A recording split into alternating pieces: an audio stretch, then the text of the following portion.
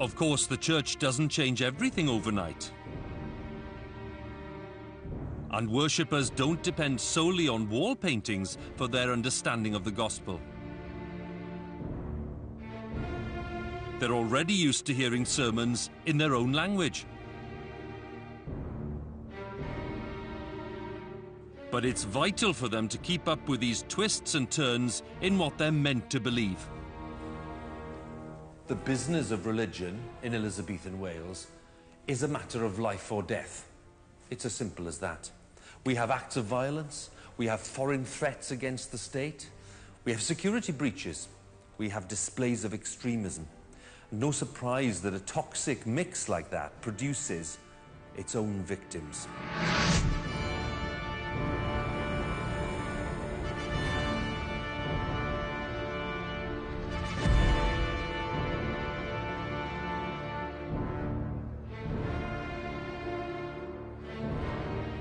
Queen Elizabeth I, a Protestant, is on the throne, and some of her subjects refuse to give up the Catholic faith. Richard Gwyn, a school teacher from Montgomeryshire, is one of them.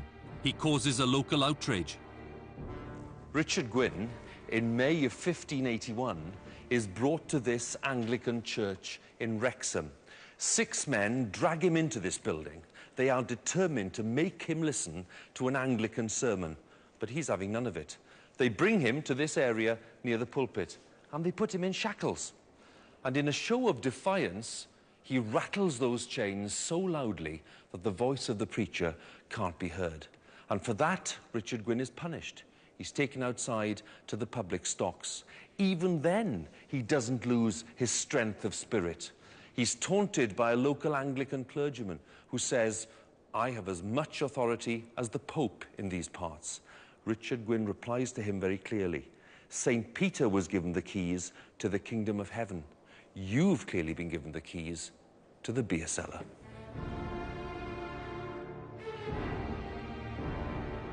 Two years later, Gwyn is convicted of attempting to convert others to the Catholic faith and of treason. He's brought to the town's beast market to be hanged, drawn and quartered.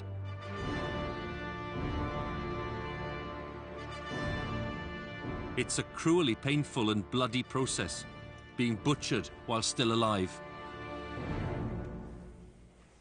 When Richard Gwyn is hanged, he appears to be dead. But when he's cut down, he revives and he remains conscious throughout his disemboweling. His final words, in a cry of anguish, are these: "Iesu, trigar haurthyf." Jesus, have mercy on me. 4 centuries later, in 1970, the Catholic Church declares that Richard Gwyn is a saint.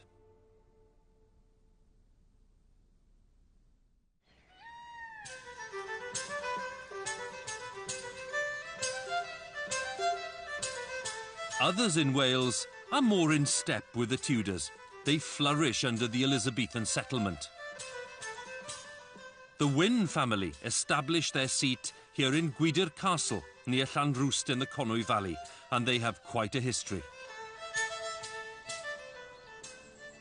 Just after the Battle of Bosworth, one of Henry Tudor's great supporters, Maredydd ap Ieuan ap Robert, finds the money to rebuild this castle. Maredydd is descended from the ancient kings of Gwynedd, and he now founds this dynasty of his own, the Wyns. After Henry VIII smashes the monasteries, the Wyns pop down the road to Mynant Abbey and find just enough Gothic rubble lying around to build a fine new porch and gardens in the latest style. One of the best-known residents of Gwydir becomes a real mover and shaker in London. She's Catherine of Berain, and she's famous for marrying 4 times, though some say she did murder her first 3 husbands. She moves from Wales to London to Antwerp and back to the court of Queen Elizabeth, where she's a trusted confidant. With 6 children and scores of well-connected relations, she becomes known as Mam Cymru, the Mother of Wales. And it's not just Catrin who's making a mark in London.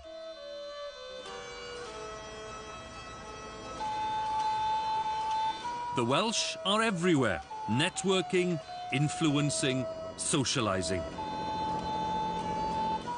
We can think of them perhaps as the biggest ethnic group in the city, thriving in this cultural melting pot, Shakespeare's London. Queen Elizabeth is more concerned with the Welsh who stay at home in Wales.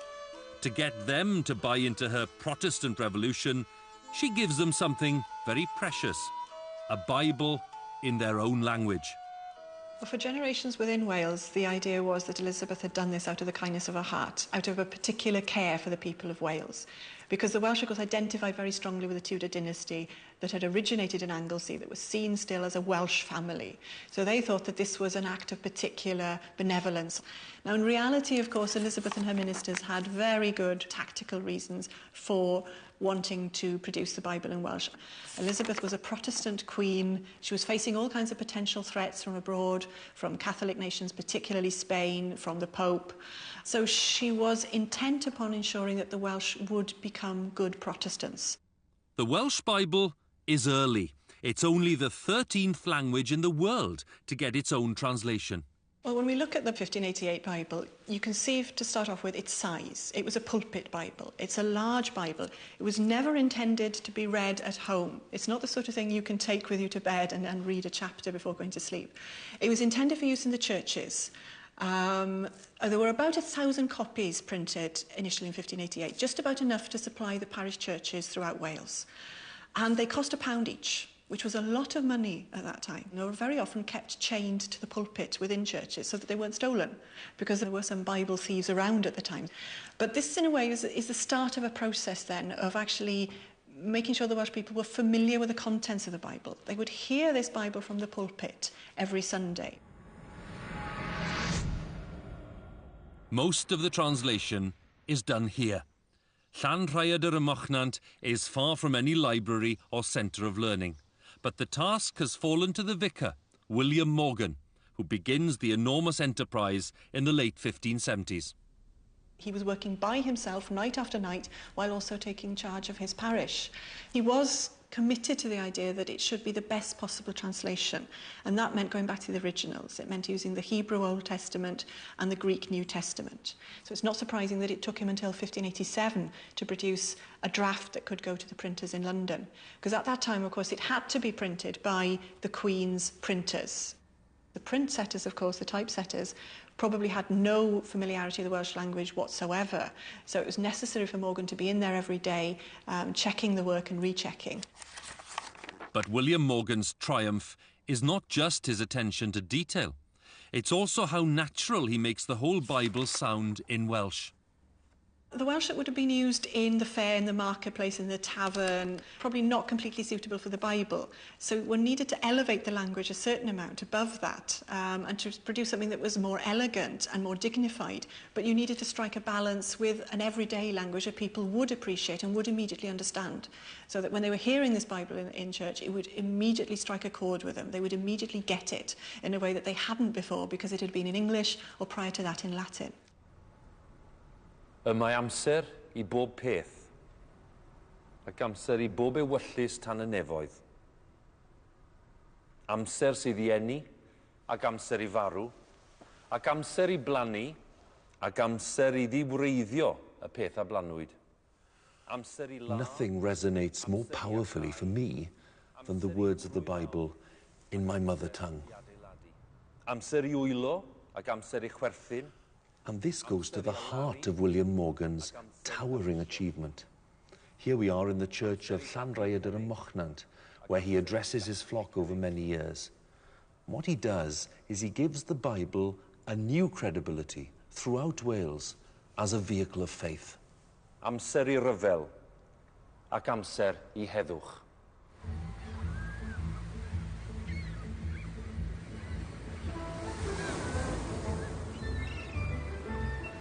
By the end of Elizabeth's reign, the Welsh Bible brings the country into a much closer alignment with the monarchy and its Protestant settlement. But not everyone is focused on spiritual matters. ports like Tenby are about to enter the commercial age. Dealing in high-end goods like gloves and taffeta, trading with Portugal and Morocco, the merchants of Tenby are every bit as wealthy as those of any similar port in England. Tenby's merchants can offer lower tariffs and boast of more efficient service. They're making money and living lives of some style and ease. But away from pockets like this, commercial development in Wales is slow. And that holds back the growth of the latest strain of the Protestant faith, which is sweeping through England's trading towns. It is called Puritanism. But some well-off families are drawn to this new form of dissent. Some leave the Church of England believing it is still too close to Catholicism.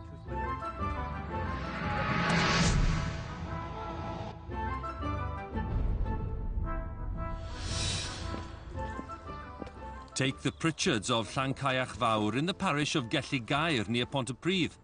Colonel Edward Pritchard is a devout Puritan. He joins a Baptist congregation in Eglwys Ilan.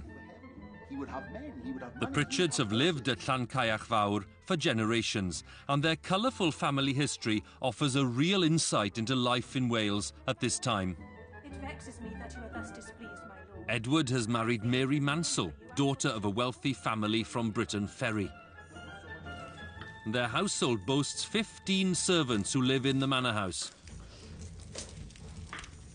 Colonel Pritchard's right-hand man is the steward. What does the bailiff have to say of this? It's been confirmed by the bailiff, sir. Unlike the other servants, he's an educated man who can speak English. He has a good grasp of husbandry and the law. Master James, you are to give the court the truth, the whole truth, and nothing but the truth. So help thee God, and by the content of this book. He helps Colonel Pritchard in presiding over local court cases in the Great Hall at Llancaich Fawr. Of rents. They settle rent disputes and minor misdemeanours. Aye, indeed it has. It also seemed to me, good sir, that you are in contempt in some measure. Dispensing the King's justice, it seems, is part of God's work. The family does make time for leisure and entertainment.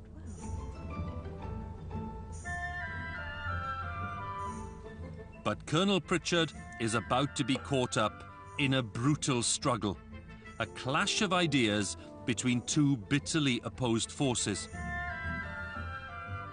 A civil war which will shake the foundations of the state. It will pit Parliament against the Crown. And it will put a king's life in jeopardy. The Pritchards aren't the only well-to-do family in this part of South Wales to become enthusiastic Puritans. Here in Whitchurch, a very busy suburb of Cardiff today, the Williamses also embrace the cause. One of the Williams boys marries into the family of Thomas Cromwell, who used to be Henry VIII's chief minister. And that man's son, Oliver, decides not to be known as Williams, but to embrace the Cromwell surname. That's right, Oliver Cromwell. This is the man who leads the Puritan fight to overthrow the monarchy. And it's a bitter irony for him that most people in Wales, even those who abandon the Anglican Church, like the Pritchards, are on the king's side.